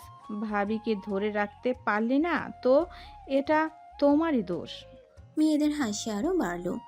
অরণ্য আর সেখানে দাঁড়ালো না। একটা চাপা রাগ আর শূন্যতা নিয়ে সে ঘর থেকে বেরিয়ে গেল। তৃষার হঠাৎ চলে যাওয়াটা তার ভালো লাগেনি। কেন গেল, কি দরকার ছিল, কিছুই সে জানতে পারলো না। তার মনে একটাই প্রশ্ন ঘুরপাক খাচ্ছিল, পিচ্ছি বউটা কি সত্যিই তাকে ছেড়ে চলে গেল? দেখতে দেখতে বিয়ের দিন ঘনিয়ে এলো। আজ গায়ে হলুদের অনুষ্ঠান। তৃষার বাড়ি সেজে উঠেছে হলুদ আর কমলা রঙের গাঁদা ফুলে। আত্মীয় স্বজন আর বান্ধবীদের কলরবে মুখরিত চারপাশ। তৃষাকে হলুদ রঙের সুন্দর একটি শাড়িতে সাজানো হয়েছে। তার চোখে মুখে আনন্দের আভা, তবে কিছুটা লজ্জাও চোখে পড়ছে। অন্যদিকে অরণ্যের বাড়িতেও উৎসবের আমেজ। হলুদ পাঞ্জাবি পরে সে প্রস্তুত। তার মনে মিশ্র অনুভূতি। একদিকে নতুন জীবনের হাতছানি, অন্যদিকে সে পিচ্চি মেয়ের সাথে সংসার করার ভাবনা। তৃষার বাড়িতে গায়ে হলুদের মূল অনুষ্ঠান শুরু হলো। বান্ধবীরা তাকে ঘিরে গান গাইছে, হলুদ মাখাচ্ছে। তৃষা হাসছে, লজ্জায় রাঙা হচ্ছে। তার মায়ের চোখে জল, আদরের মেয়েকে নতুন জীবনের পথে এগিয়ে দেওয়ার আবেগ। অরণ্য তার কয়েকজন বন্ধুর সাথে তৃষাদের বাড়িতে এলো। গেটের বাইরে সানাইয়ের সুর বাজছে। ভেতরে ঢোকার পর অরণ্যের চোখ তৃষাকে খুঁজছিল। হলুদ রঙের শাড়িতে তৃষাকে যেন অন্যরকম দেখাচ্ছে। তাদের চোখাচোখি হলো। তৃষার ঠোঁটের কোণে হালকা হাসি, অরণ্যের চোখে মুগ্ধতা। দিনের বেলার সেই রাগী ভাবটা আজ যেন অনেকটাই উধাও। অরণ্যকে বসানো হলো। তৃষার বান্ধবীরা এগিয়ে এসে তাকে হলুদ মাখাতে শুরু করলো। প্রথমে কিছুটা অপ্রস্তুত হলেও পরে সেও হাসি মুখে সবটা গ্রহণ করলো। হঠাৎ তৃষার এক বান্ধবী অরণ্যের কানে ফিসফিস করে কিছু বলল। অরণ্য শুনে হাসতে লাগলো। তৃষা কৌতূহলী হয়ে তাদের দিকে তাকালো। কি বলছিল ও তোমাকে? এত হাসছিলে যে? ও বলছিল তোমার নাকি আমার রাগী মুখটা একদম পছন্দ না। বিয়ের পর যেন আমি একদম রাগ না করি।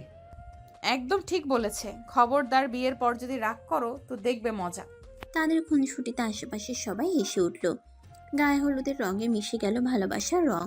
অরণ্যের মনে ধীরে ধীরে সেই পিচ্ছি মেয়ের জন্য এক গভীর টান অনুভব হচ্ছিল। এরপর অরণ্যের বাড়ির মহিলারা এলো তৃষাকে হলুদ মাখাতে। তাদের আশীর্বাদে ভরে উঠল তৃষার ভবিষ্যৎ। সন্ধ্যায় দুই বাড়িতে গান নাচের অনুষ্ঠান হলো। সবাই আনন্দে মেতে উঠল। গায়ে হলুদের এই আনন্দ ঘন পরিবেশে অরণ্য আর তৃষা যেন আরও এক ধাপ কাছে এলো। তাদের অসমবয়সী প্রেম ধীরে ধীরে পরিণতি পাচ্ছিল। বিয়ের সেই শুভ মুহূর্তের জন্য তারা অধীর আগ্রহে অপেক্ষা করতে লাগলো। গায়ে হলুদের আনন্দ উল্লাস শেষ হওয়ার পর রাত গভীর হলো। আত্মীয় স্বজন এবং বন্ধুদের আনাগোনা কমে গেলে অরণ্য তার নিজের ঘরে এসে বসলো।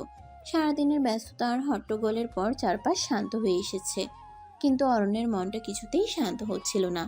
গায়ে হলুদের সন্ধ্যায় তৃষার হাসি মাখা মুখ, তার লজ্জা রাঙা আভা, সবকিছু তার চোখের সামনে ভেসে উঠছিল। অথচ এখন সে একা। তৃষা তার পাশে নেই। হঠাৎ তার মনে হলো এই কয়েকদিনে সে যেন তৃষার উপস্থিতি টের পেতে শুরু করেছে। সে পিচ্চি মেয়ের মিষ্টি বকুনি, তার সরল আবদার, এমনকি তার অপ্রত্যাশিত রাগও যেন এখন তার কাছে এক অন্যরকম ভালো লাগা নিয়ে আসে। আজ রাতে সেই সব কিছু অনুপস্থিত। অরণ্য জানালার পাশে গিয়ে দাঁড়ালো। রাতের আকাশ ভরা তারা, দূরে টিমটিম করে কিছু আলো দেখা যাচ্ছে। তার মনে হলো তৃষাও হয়তো এখন তার বাড়িতে একা বসে আছে, বিয়ের পরে নতুন জীবনের স্বপ্ন দেখছে। একটা দীর্ঘশ্বাস বেরিয়ে এলো তার বুক থেকে। এই কয়েকদিন আগেও সে এই বিয়ে নিয়ে কত দ্বিধায় ভুগেছে।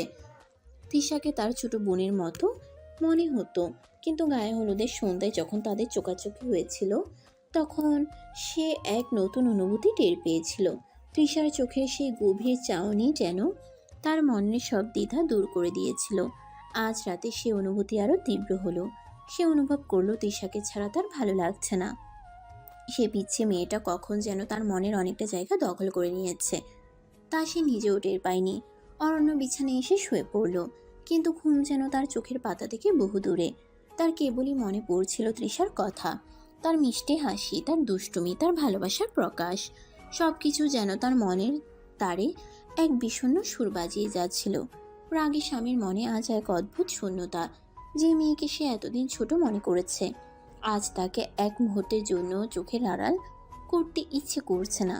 বিয়ের আগের এই রাতে অরণ্য সত্যি সত্যি তৃষাকে মিস করছে। তার মনে একটাই কামনা, কখন সেই শুভ লগ্ন আসবে যখন তারা দুজনে এক হবে। আজ সেই বিশেষ দিন। অরণ্যের ঘুম ভাঙল এক মিশ্র অনুভূতি নিয়ে, উত্তেজনা আর এক চাপা অস্থিরতা। গতকাল রাতের সেই শূন্যতা আজ পূর্ণ হবে তৃষার আগমনে। সারা বাড়িতে উৎসবের ব্যস্ততা, আত্মীয় স্বজন আর বন্ধুদের আনাগোনায় গমগম করছে চারপাশ। উঠোনে প্যান্ডেল, ঝলমলে আলো, সব যেন এক নতুন শুরুর ইঙ্গিত দিচ্ছে। হলুদ পাঞ্জাবির উপর হালকা কাজ করা শেরওয়ানি পরে অরণ্য তৈরি হচ্ছে। তার মা পাশে বসে কপালে হাত বুলিয়ে দিচ্ছেন। আজ আমার রাগী ছেলেটার নতুন জীবন শুরু। সাবধানে থেকো বাবা, আর মনে রেখো তৃষা এখনো অনেক ছোট, ওকে আগলে রেখো সব সময়। তুমি ভেবো না মা, আমি সব খেয়াল রাখবো। বন্ধু আর কাজিনরা এসে অরণ্যকে ঘিরে ধরল। হাসি ঠাট্টা আর উৎসাহে পরিবেশটা আরো প্রাণবন্ত হয়ে উঠল। একটু তো লাগছেই, তবে উত্তেজনাটা তার চেয়ে বেশি। ভাবিকে দেখার জন্য আর তর্স হয়েছে না? কেমন লাগছে দেখতে? অপেক্ষা করো, এত তারা কিসের? বিয়ের লগ্ন এগিয়ে আসছে। অরণ্যের বুকের ধুকপুকানি ক্রমশ বাড়ছে। সে আয়নার সামনে দাঁড়িয়ে নিজের দিকে তাকালো।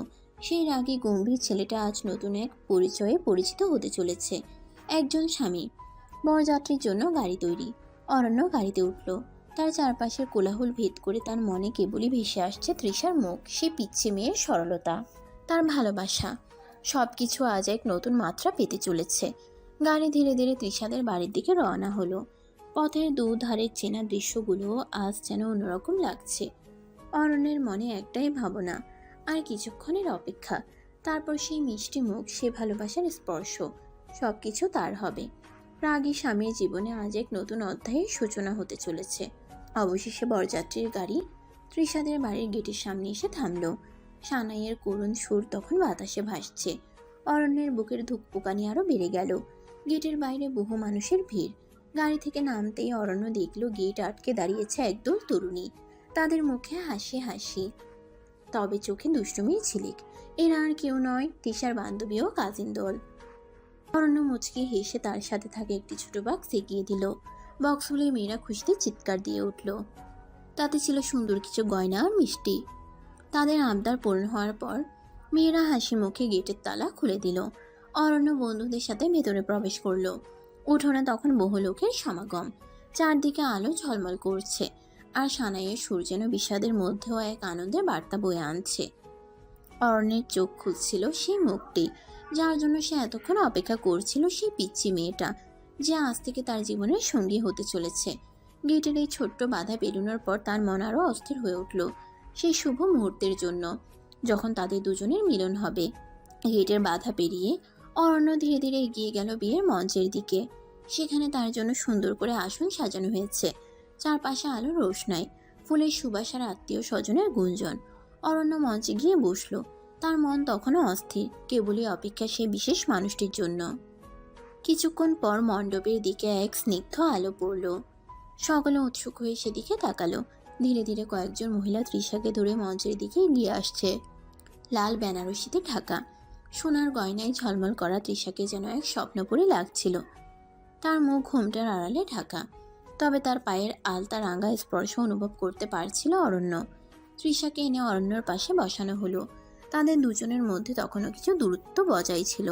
চারপাশের ক্যামেরার ফ্ল্যাশ জ্বলে উঠছিল। আত্মীয় স্বজন আর বন্ধুদের হাসি মাখা মুখ তাদের দিকে তাকিয়ে হঠাৎ তৃষা আলতো করে ঘুমটা সরিয়ে অরণ্যের দিকে তাকালো। তার চোখে এক গভীর ভালোবাসা আর মুগ্ধতা। অরণ্য সেই চাহনিতে হারিয়ে গেল। ধীরে খুব নরম স্বরে তৃষা অরণ্যকে কিছু কথা বলল, যা শুধু তাদের দুজনের কানেই পৌঁছালো। অবশেষে আমাদের স্বপ্ন সত্যি হলো। এতদিন শুধু স্বপ্নে তোমাকে পাশে পাওয়ার অপেক্ষা করেছি। আজ তুমি সত্যিই আমার পাশে। বিশ্বাস করো, আমার খুব ভালো লাগছে। একটুও ভয় করছে না, কারণ আমি জানি তুমি সব সময় আমার খেয়াল রাখবে। আমার রাগী স্বামীটা আসলে ভেতরে কতটা নরম তা তো আমি জানি। দিশার এই রোমান্টিক কথাগুলো অরণ্যের হৃদয়ে এক নতুন ঢেউ তুলল। সে পিচ্চি মেয়ের মুখে এত গভীর আর আবেগপূর্ণ কথা শুনে সে লজ্জায় লাল হয়ে গেল। তার মুখ দিয়ে কোনো কথা বের হচ্ছিল না, কেবল অপলক দৃষ্টিতে সেই তৃষার দিকে তাকিয়ে রইল। তাদের এই নীরব কথোপকথন চারপাশের আনন্দমুখর পরিবেশেও এক অন্যরকম মাধুর্য সৃষ্টি করল। আত্মীয় স্বজনরা তাদের দিকে তাকিয়ে মুচকি হাসছিল। অরণ্যের বন্ধুরা শীষবাদ দিচ্ছিল। অরণ্যের এক বন্ধু এগিয়ে এসে অরণ্যের কানে ফিসফিস করে বলল, আমারও খুব ভালো লাগছে তৃষা। অরণ্যের এই ছোট্ট কথাতেই তৃষার মুখে এক উজ্জ্বল হাসি ফুটে উঠল। তাদের মঞ্চের এই প্রথম নীরব কথোপকথন যেন তাদের ভালোবাসার এক নতুন অধ্যায় শুরু করলো। মঞ্চে অরণ্য আর তৃষা পাশাপাশি বসতেই অরণ্যের কাজিনদের দুষ্টুমি আবার শুরু হলো। দিনের বেলায় দইয়ের ঘটনার পর তারা কিছুটা শান্ত থাকলেও বিয়ের আসর এসে যেন তাদের বাঁধ ভাঙল। কিরে অরণ্য, বউয়ের পাশে একদম চুপচাপ, ভয় লাগছে নাকি? ওনার আশেপাশে এত পাহারাদার থাকতে কেউ সাহস করবেন নাকি? পাহারাদার তো আমরাই, তবে মাঝে মাঝে একটু ছাড় দেব কেমন? দুজনে একটু একা সময় তো কাটাতে হবে নাকি? তোরা থামবি একটু, এটা বিয়ের আসর, একটু ভদ্রতা দেখা। ভদ্রতা? ওটা তো আমাদের ডিকশনারিতে নেই দুলা ভাই। তবে ভাবির জন্য আমরা স্পেশাল ছাড় দিতে পারি। ভাবি যা বলবেন তাই হবে। বিয়ের মন্ত্রপাঠ শুরু হতেই মেয়েরা কিছুটা শান্ত হলো, তবে তাদের চোখের ইশারা আর মুচকি হাসি চলতেই থাকলো। যখন মালা বদলের সময় এলো, তখন এক মজার কাণ্ড ঘটালো অরণ্যের এক কাজিন। অরণ্য যখন তৃষার গলায় মালা পরাতে গেল, তখন পিছন থেকে এক কাজিন তার পা টেনে ধরলো। অরণ্য টাল মাটাল হয়ে পড়ছিল, কোনো মতে সামলে নিয়ে মালা পরালো। এরপর যখন তৃষার পালা, তখন আরেক কাজিন তৃষার হাত ধরে টেনে রাখলো, যাতে সে সহজে অরণ্যের গলায় মালা পরাতে না পারে। এসব দুষ্টুমিতে অরণ্য প্রথমে কিছুটা বিরক্ত হলেও পরে হাসতে বাধ্য হলো। তৃষাও তাদের ছেলে মানুষই দেখে হেসে কুটি কুটি। অরণ্যের মা মেয়েদের উদ্দেশ্যে বললেন, তোরা থামবি নাকি? এটা কি হচ্ছে? আরে মাসি, একটু মজা করছি আর কি। বিয়ে তো একবারই হয়, তাই না? আশীর্বাদের সময়ও মেয়েরা নানা রকম ফিসফিসানি আর হাসি ঠাট্টা করছিল। কেউ বলছিল, ভাবি আমাদের ভাইটাকে একটু শাসন করে রাখবেন। দুলা ভাই, ভাবি সব কথা শুনবেন তো? সব মিলিয়ে বিয়ের আসরটা বেশ আনন্দমুখর হয়ে উঠেছিল, যদিও মাঝে মাঝে অরণ্য একটু অপ্রস্তুত হয়ে পড়ছিল। তৃষা অবশ্য তাদের দুষ্টুমি বেশ উপভোগ করছিল। শ্বশুরবাড়ির লোকজনের এই আন্তরিকতা আর ছেলে মানুষের আচরণ তার মন জয় করে নিচ্ছিল। রাগী স্বামীর বাড়ির এই রঙ্গ যেন বিয়ের আনন্দ আরও কয়েকগুণ বাড়িয়ে দিল। মালা বদলের পর্ব শেষ হতেই কাজী সাহেব মঞ্চের দিকে এগিয়ে এলেন। তার হাতে বিয়ের রেজিস্টার আর প্রয়োজনীয় কাগজপত্র। চারপাশে পিনপতন নীরবতা বিরাজ করছিল, কেবল কাজী সাহেবের গম্ভীর কণ্ঠস্বর ভেসে আসছিল। কাজী সাহেব প্রথমে অরণ্যের কাছে বিয়ের সম্মতি জানতে চাইলেন। বলুন জনাব অরণ্য, আপনি কি স্বেচ্ছায় সজ্ঞানে কোনো প্রকার চাপ ছাড়াই এই বিবাহে সম্মতি দিচ্ছেন? হ্যাঁ, আমি সম্মতি দিচ্ছি। এরপর কাজী সাহেব তৃষার দিকে তাকালেন। ঘুমটার আড়াল থেকে ভেসে এলো এক মিষ্টি কণ্ঠস্বর। বলুন কুমারী তৃষ্ণা, আপনি কি স্বেচ্ছায় সজ্ঞানে কোনো প্রকার চাপ ছাড়াই এই বিবাহে সম্মতি দিচ্ছেন? হ্যাঁ, আমি সম্মতি দিচ্ছি। কাজী সাহেব তখন বিয়ের রেজিস্টারে তাদের দুজনের স্বাক্ষর নিলেন।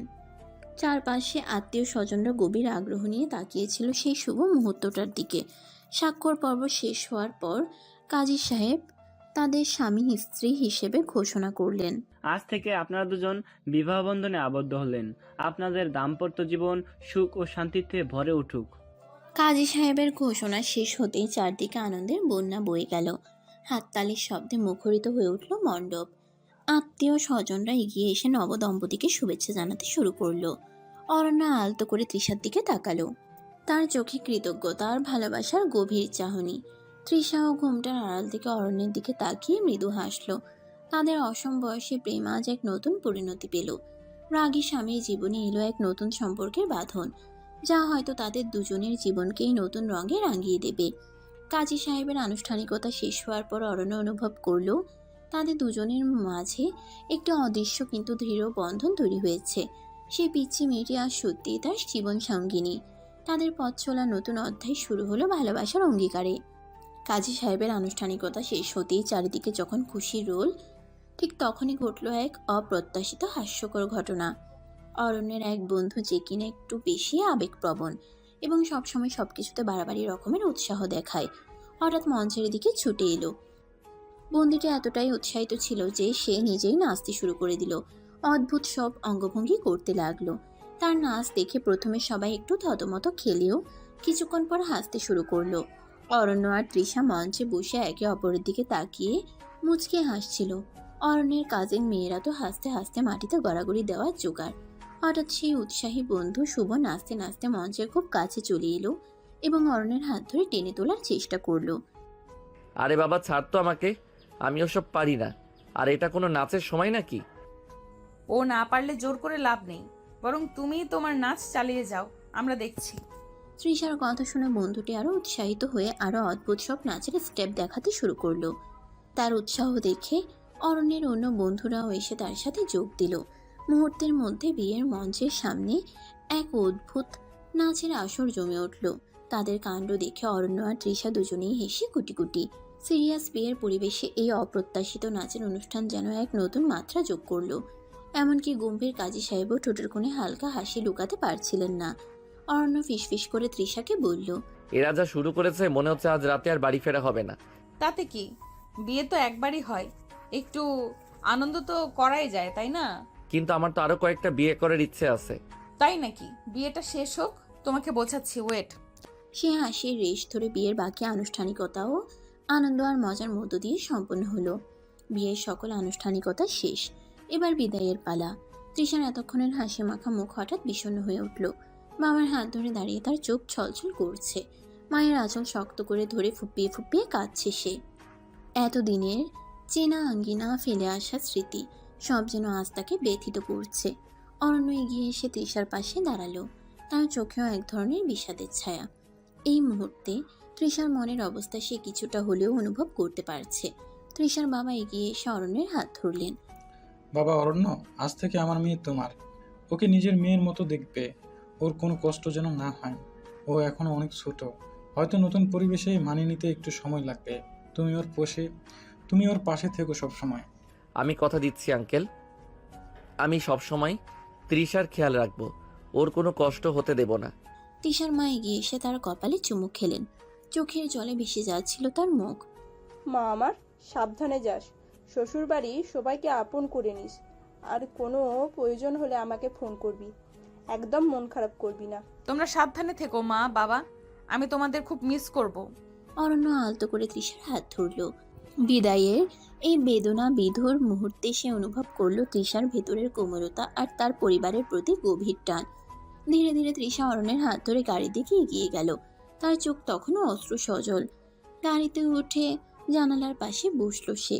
পেছন ফিরে তাকিয়ে দেখলো তার বাবা মা অশ্রুসিক্ত চোখে তাকিয়ে আছেন। কান্নার বেগ আরো বেড়ে গেল তার। গাড়ি চলতে শুরু করলো। তৃষা তখনও কাঁদছে। অরণ্য তার পাশে এসে বসলো, আলতো করে তার কাঁধে হাত রাখলো। এই তৃষা, কাঁদছো কেন? দেখো, আমি তো তোমার পাশেই আছি, আর তোমার বাবা মা তো এখানেই আছেন। যখন ইচ্ছে তুমি তাদের কাছে যেতে পারবে। মন খারাপ করো না লক্ষ্মীটি। তৃষা অরণ্যের দিকে তাকালো। তার চোখে তখনও জল। অরণ্যের হাতের স্পর্শে কিছুটা শান্ত হলো সে। আমার খুব খারাপ লাগছে অরণ্য, বাবাকে মাকে ছেড়ে যেতে কষ্ট হচ্ছে। আমি বুঝতে পারছি, নতুন জায়গায় যেতে একটু খারাপ তো লাগেই, কিন্তু দেখো আমার বাড়িও তো তোমার বাড়ি, সেখানে সবাই তোমাকে ভালোবাসবে। আর আমি তো সব সময় তোমার সাথে আছি, তুমি একদম একা নও। অরণ্য নিজের রুমাল দিয়ে তৃষার চোখের জল মুছিয়ে দিল। তার শান্ত আর স্নেহপূর্ণ কথাগুলো তৃষার মনে কিছুটা হলেও সান্ত্বনা জোগালো। রাগী স্বামীর এই কোমল রূপ দেখে তৃষার মন শান্ত হলো। বিদায়ের অশ্রু জল ধীরে ধীরে থামলো, আর এক নতুন জীবনের পথে তারা দুজনে একসাথে এগিয়ে চলল। দীর্ঘ পথ পেরিয়ে অরণ্য আর তৃষার গাড়ি অবশেষে অরণ্যদের বাড়ির গেটে এসে থামলো। বাড়ির মহিলারা শঙ্খধ্বনি আর উলুধ্বনি দিয়ে নতুন বধূকে বরণ করে নিলেন। তৃষার চোখে মুখে তখনও বিদায়ের সামান্য রেশ লেগে থাকলেও নতুন পরিবেশে পা রাখার উত্তেজনাও স্পষ্ট।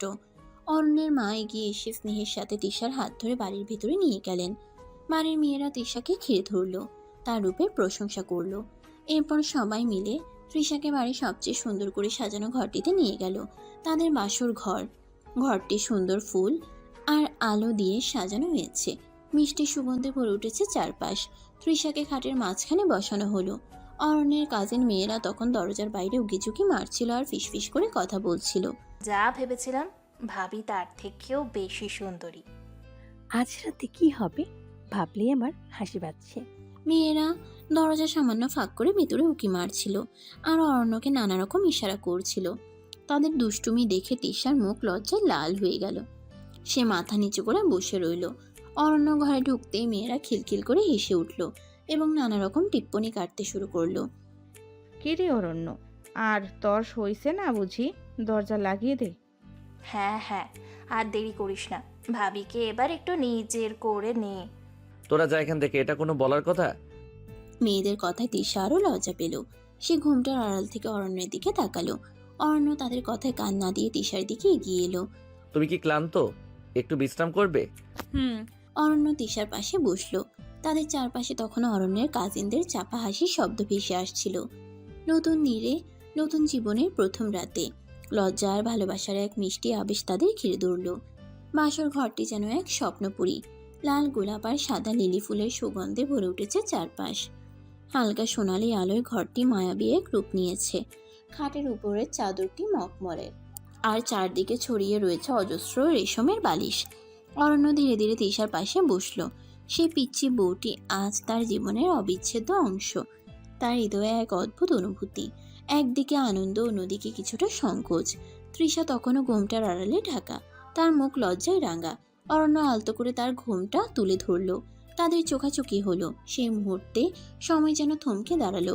অরণ্য দেখল তৃষার চোখে স্বপ্ন আর ভালোবাসার এক গভীর সমুদ্র। তুমি কি ক্লান্ত? একটু, তবে এখন সব ঠিক লাগছে। অরণ্য তৃষার হাত ধরল। তাদের হাতের স্পর্শে যেন এক নতুন গল্পের শুরু হলো। আমি জানি আমাদের পরিস্থিতিটা একটু অন্যরকম ছিল, কিন্তু বিশ্বাস করো আমি সবসময় তোমার পাশে থাকব। তোমাকে সুখী করার জন্য আমি সবকিছু করতে রাজি। আমি জানি, আমার কোনো সন্দেহ নেই। তারা কিছুক্ষণ চুপ করে বসে রইল। রাতের নিস্তব্ধতা তাদের দুজনের হৃদয়ের কথা বলছিল। তারপর অরণ্য ধীরে ধীরে তৃষার গলার ভারী গয়না খুলে দিল। তৃষা অপলক দৃষ্টিতে তার দিকে তাকিয়ে রইল। অরণ্য তৃষার কপালে আলতো করে চুমু খেলো। সেই স্পর্শে তৃষার সারা শরীর যেন কেঁপে উঠল। অরণ্য তৃষার শাড়ি একটানে খুলে ফেলে, তারপর তাকে খাটে ফেলে তার উপরে উঠে তার ঠোঁটজোড়া দখল করে ফেলে। তৃষা তার সিনিয়র স্বামীর আদর অনুভব করছিল। ঠিক তখনই অরণ্য নিচের দিকে যায়। যখনই অরণ্য ঢোকায়, তৃষা আওয়াজ করবে, কিন্তু অরণ্য তাকে সেই সুযোগ না দিয়ে তার ঠোঁটের উপর ঠোঁট বসিয়ে দেয়। তৃষা বিছানার চাদর মুষ্টি করে ধরে। অরণ্য, অরণ্য একটু আসতে, আমি ব্যথা পাচ্ছি। আর একটু সহ্য করো তৃষা, সব ঠিক হয়ে যাবে। তৃষা অরণ্যকে বাহুডোরে চেপে ধরে। তাদের প্রথম রাত, তাদের নতুন জীবনের শুরু। রাগে স্বামীর মনে জমে থাকা সমস্ত দ্বিধা যেন আজ ভালোবাসার কাছে আত্মসমর্পণ করলো। আর সেই পিচ্চি বউটি স্বপ্ন ভরা চোখে তার স্বামীর বাহুডোরে নিজেকে সম্পূর্ণ সমর্পণ করলো। বাসরাতের নীরবতা যেন তাদের ভালোবাসার এক নতুন কবিতা লিখে দিল। ভোরের প্রথম আলো যখন বাসর ঘরের জানালার পর্দা ভেদ করে এসে তৃষার মুখের উপর পড়ল, তার শান্ত ঘুমন্ত মুখটা আরো মায়াবী লাগছিল। অরণ্য অপলক দৃষ্টিতে তার দিকে তাকিয়ে রইল। রাতের নীরবতা ভেঙে পাখির কিচিরমিচির ডাক ভেসে আসছে। আর দূরের মসজিদের আজানের সুর এক স্নিগ্ধ পরিবেশ তৈরি করেছে। ধীরে ধীরে তৃষার চোখে পাতা মিলল। অরণ্যের মুখের দিকে তাকিয়ে তার ঠোঁটের কোণে এক মিষ্টি আলস্য মাখা হাসি ফুটালো। শুভ সকাল। এতক্ষণ ধরে কি আমায় দেখছিলে? অরণ্য তৃষার ঠোঁটে আলতো করে একটা কিস করে। এটা কি হলো? শুভ সকাল আমার পিচ্চি বউ। তৃষা অরণ্যের বুকে মাথা রেখে ঘষে বলে, তোমার পাশে থাকলে তো ভয়ও লাগে না, আর ঘুমও খুব মিষ্টি হয়। সবকিছু এত সুন্দর ছিল। ধন্যবাদ তো আমাকে দিতে হয়, তুমি আমার জীবনে না এলে হয়তো এই অনুভূতিগুলো অধরাই থেকে যেত। সেই রাগী গম্ভীর আমিটা কোথায় হারিয়ে যেত কে জানে। তুমি একদম রাগী নাও, একটু চুপচাপ আর সিরিয়াস হয়তো, কিন্তু তোমার ভেতরে অনেক ভালোবাসা আছে। আমি সেটা প্রথম দিন থেকেই বুঝতে পেরেছিলাম। সত্যি? আমার তো মনে হতো তুমি ভয় পেতে। একটু ভয় তো লাগতো, তবে তার চেয়ে বেশি ভালো লাগতো তোমাকে। ওই রাগের আড়ালে লুকিয়ে থাকা মানুষটাকে দেখার কৌশল ছিল সব সময়। আর এখন তো তুমি আমার সব সময় আমার পাশে থাকবে, তাই না? সব সময়, শেষ নিঃশ্বাস পর্যন্ত তুমি আমার জীবন তৃষা। কিছুক্ষণ তারা দুজনে নীরব ভালোবাসায় ডুবে রইল। বাইরের আলো ক্রমশ বাড়ছে। দিনের উজ্জ্বলতা তাদের নতুন সম্পর্কের মতোই ঝলমলে। হঠাৎ তৃষা আলতো করে অরণ্যের হাত ধরে বলল, চলো নিচে যাই, সবাই অপেক্ষা করছে হয়তো। আর আমার তো নতুন বউয়ের মিষ্টি মুখ দেখানোরও পালা। হ্যাঁ চলো, তবে তার আগে। অরণ্য ঝুঁকে এসে তৃষার ঠোঁটে এক গভীর ভালোবাসার স্পর্শ দিল।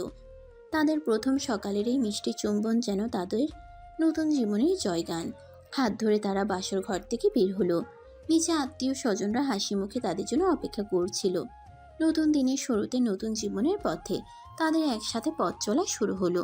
সেই রাগী স্বামীটির চোখে আজ আর রাগ নেই, কেবল তার পিচ্চি বউয়ের জন্য অফুরন্ত ভালোবাসা। আর সেই পিচ্চি বউটি তার ভালোবাসার বাঁধনে রাগী স্বামীকে আপন করে নিয়েছে। তাদের অসম বয়সী প্রেম অবশেষে খুঁজে পেল তার সমাপ্তি, এক নতুন ভোরের আলোয়, ভালোবাসার উষ্ণতায়। এবং এভাবেই অরণ্য আর তৃষার অসম বয়সী প্রেমের গল্প পরিণতি পেল এক সুন্দর ভালোবাসাময় দাম্পত্য জীবনে।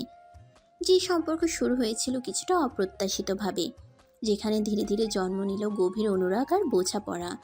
অরণ্যের চাপা স্বভাব আর রাগী মুখোশের আড়ালে লুকিয়ে থাকা নরম হৃদয়। তৃষার সরলতার ভালোবাসার স্পর্শে জেগে উঠল, আর তৃষা তার তরুণ হৃদয় দিয়ে বুঝিয়ে দিল ভালোবাসার কোনো নির্দিষ্ট বয়স বা সংজ্ঞা হয় না। তাদের পথ চলা হয়তো সবসময় মসৃণ ছিল না। সমাজের চোখে বয়সের পার্থক্য, এসব বাধা তাদের সম্মুখীন হতে হয়েছে, কিন্তু তাদের দুজনের অটুট বিশ্বাস আর একে অপরের প্রতি গভীর টান সব প্রতিকূলতাকে জয় করতে সাহায্য করেছে। তৃষার ধৈর্য আর অরণ্যের ধীরে ধীরে নিজেকে উজাড় করে দেওয়া, এই রসায়ন তাদের সম্পর্ককে আরও মজবুত করেছে। এই গল্পের শিক্ষা একটাই, ভালোবাসা খাঁটি হলে, বিশ্বাস অটুট থাকলে, বয়সের ভেদাভেদ বা সমাজের বাধা কোনো কিছুই সেই ভালোবাসাকে আটকাতে পারে না। প্রয়োজন শুধু একে অপরের প্রতি সম্মান, বোঝাপড়া আর নিঃস্বার্থ ভালোবাসা। অরণ্য আর তৃষার কাহিনী সেই চিন্তনকেই প্রতিষ্ঠা করে। তাদের জীবন প্রমাণ করে সত্যিকারের ভালোবাসা সবসময়ই সুন্দর এবং চিরন্তন। তারা দুজনে তাদের নতুন জীবন শুরু করলো এক নতুন ভোরের আলোয়, যেখানে শুধুই ছিল ভালোবাসার উষ্ণতা আর একে অপরের প্রতি গভীর নির্ভরতা। তাদের সুখী দাম্পত্য জীবনের শুরু হলো ভালোবাসার বন্ধনে আবদ্ধ হয়ে। সমাপ্ত।